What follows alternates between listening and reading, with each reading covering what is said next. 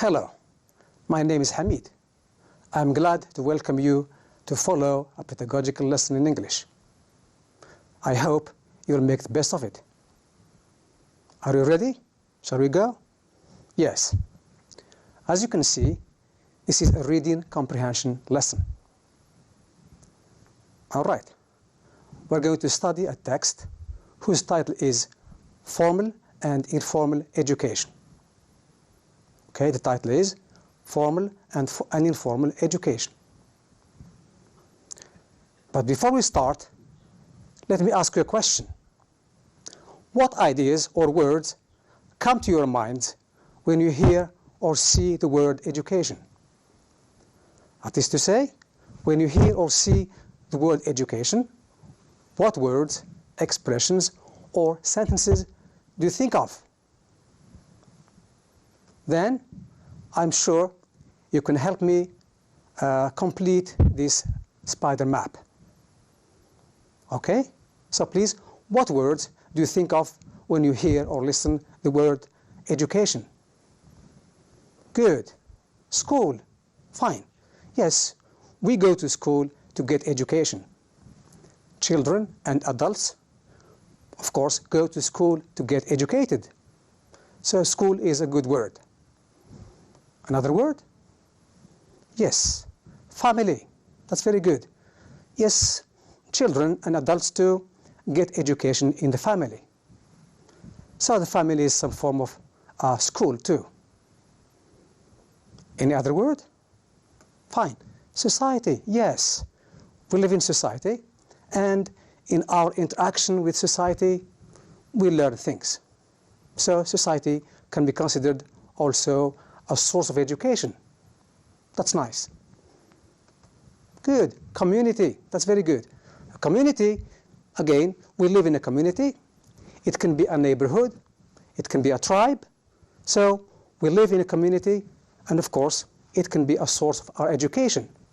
Children and adults too, yes, learn a lot when they live in a community. Okay, yes, teach and teaching. Yes, when we hear or see the word education, we think of the word teach and teaching. Yes, we go to school, to have the teacher. Now the teacher has a role in school. He teaches us things. Any other words? Okay. Teacher or instructor. Now we've got teacher. Another word for teacher is instructor. So the teacher, his job is to teach children in school. So it's another word which comes to our mind when we hear or see the word education. That's very good. Oh yes, a learner or a student. Yes, you are a learner, of course, you're a student, and I hope you're going to learn many things from today's session. So learner, student are words we think of when we hear or see the word education. Oh yes, learn and learning. As I said, we go to school, okay, to learn things. We learn things in the family, and we can learn things too in the community. Any other word? Oh yes, lessons, activities, exercises. Yes, it's normally when we hear or see the word education, we think of lessons, activities, and exercises. That's very good. Oh yes, program or curriculum. Now curriculum is another word for program. Now program is associated with the word education or school. Very good. Oh yes, when we hear education, we think of good manners or good behavior. Yes, normally when we say someone is educated, which means he has good behavior. One more word? Yes. Good behavior goes hand in hand with good manners. Now we think of good manners, good behavior, when we hear or see the word education. That's nice. A last word maybe, a last phrase? Oh yes, knowledge and skills. Now education, we associate this word with knowledge. we know things in school, in books, and we learn skills. Skills, for example, reading is a skill, listening is a skill, speaking is a skill in English, and writing is a skill too. So here are the words and phrases we associate with the word education. Good. Now let's have some pronunciation. Now the first word is this. Please, can you say the word after me? Instructor. Instructor. Good. Knowledge. Okay. Knowledge. Fine. Curriculum. Curriculum. Good. Once again, instructor, knowledge, curriculum. Now, the title of the text we're going to study, as I said before, is Formal and Informal Education. It has got 3 paragraphs. That's paragraph 1. Just look at it, please. And this is paragraph 2, right? And this is paragraph 3. That's a text which is composed of 3 paragraphs. Okay? Now, let's look at the title of the reading text and have a guess. All right, the title, as you remember, is Formal and Informal Education. Now, this is my question to you. Which of the 2 types of education has to do with schooling, and which type of education is associated with the word socialization? You remember, we've got informal education and formal education. Okay, the exercise is, right, please, you match the word schooling, socializing, with informal or formal education. Just guess before we read the text. Now, you've made your guesses. That's okay. Please write them down. Now, let's survey the text and check your answers. Check means examining. Checking whether they are true or false. Now, surveying a text, which means we're just going to have a general look of the text. We're not going to read the text in details, just survey it. That is to say, have a global view of the text. Now, here we are. This is the title again, Formal and Informal Education. This is the title of the text. As I told you before, it has got 3 paragraphs. This is the first paragraph. I'm afraid the answer isn't in the first paragraph, and the answers to our 2 questions are in paragraph 2 and 3. Now survey, remember, not reading. Now here is paragraph 2. Please just look at the first sentence of the paragraph. It is in red. Now let's read it. Formal education is most typically referred to as schooling. Remember the task? Which type of education is linked to schooling, and which one is linked to socializing? Now please remember this. Here is paragraph 3. Again, we're not going to read the whole text. We're just going to survey, that is to say, have a global look at the text. And please, I'll invite you to have a look at the first sentence, which is, informal education can be best thought of as socialization in the family. Now, I'm sure now you have an idea about the answer to our 2 questions. Right.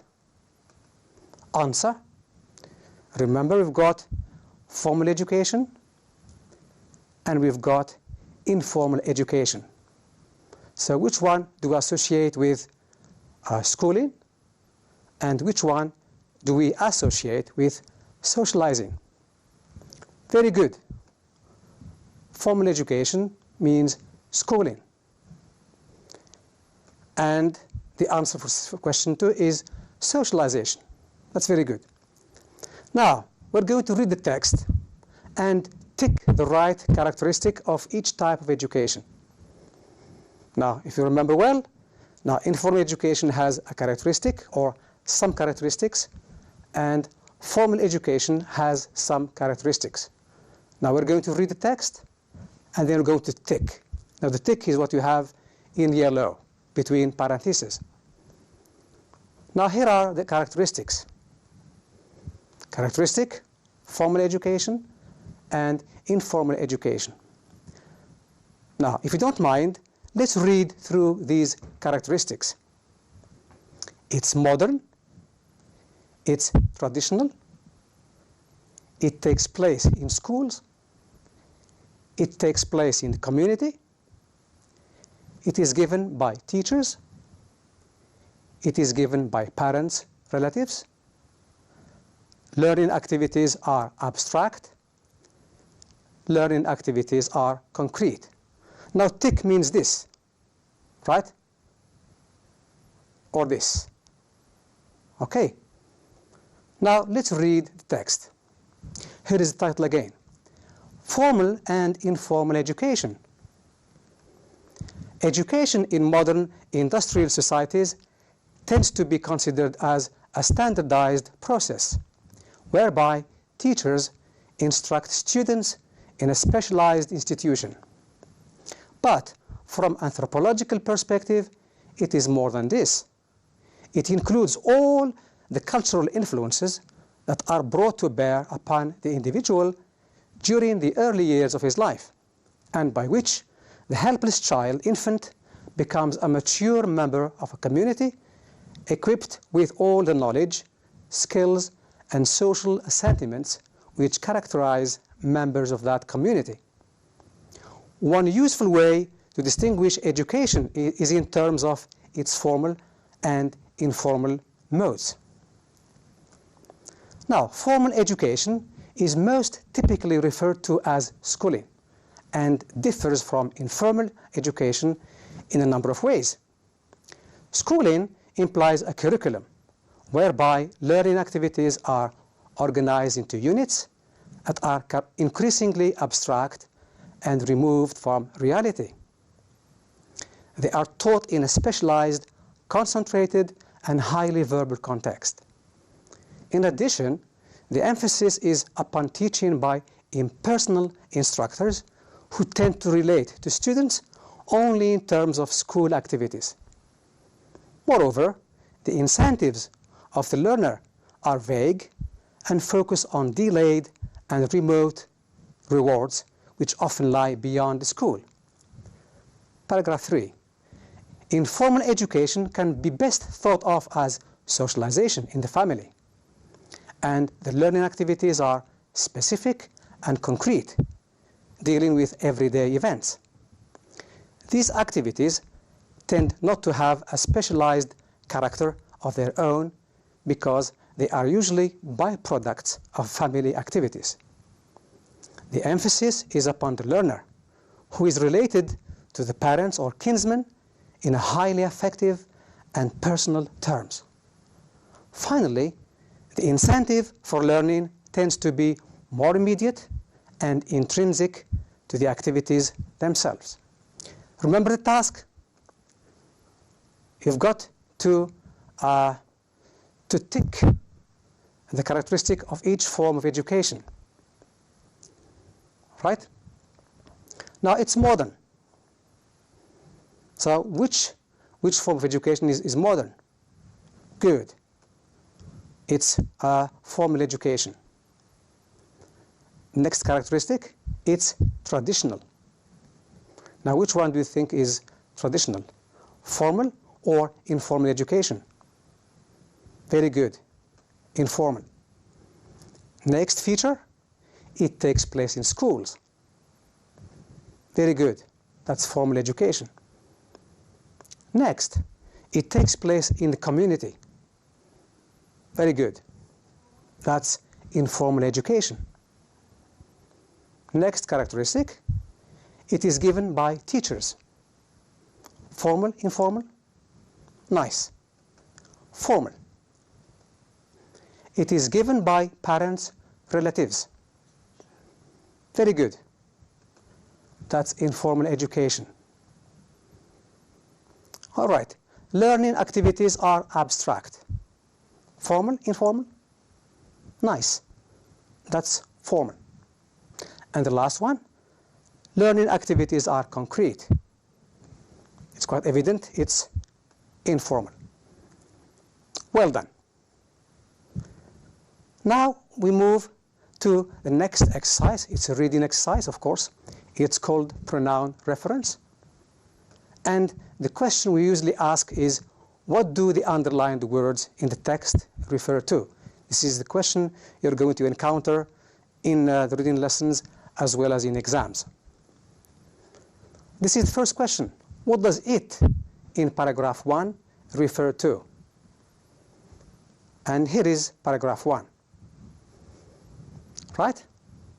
You can see it's underlined, and it's in red. So the question, what does it in the text refer to? Let me read the text to you.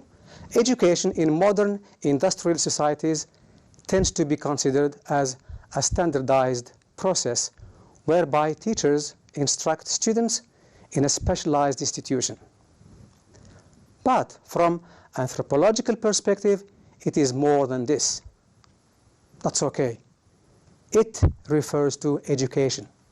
Very good. Here is the answer again. It refers to education. This is how you have to formulate your answer. Next, what does that in paragraph 2 refer to? Here is that in the text. Schooling implies a curriculum whereby learning activities are organized into units that are increasingly abstract and removed from reality. They are taught in a specialized, concentrated, and highly verbal context. Very good. That refers to units. Here is the answer. That refers to units. Next, what does who in paragraph 3 refer to? Here is who. The emphasis is upon the learner, who is related to the parents or kinsmen in a highly affective and personal terms. That's very easy, isn't it? So who refers to the learner? That's very good.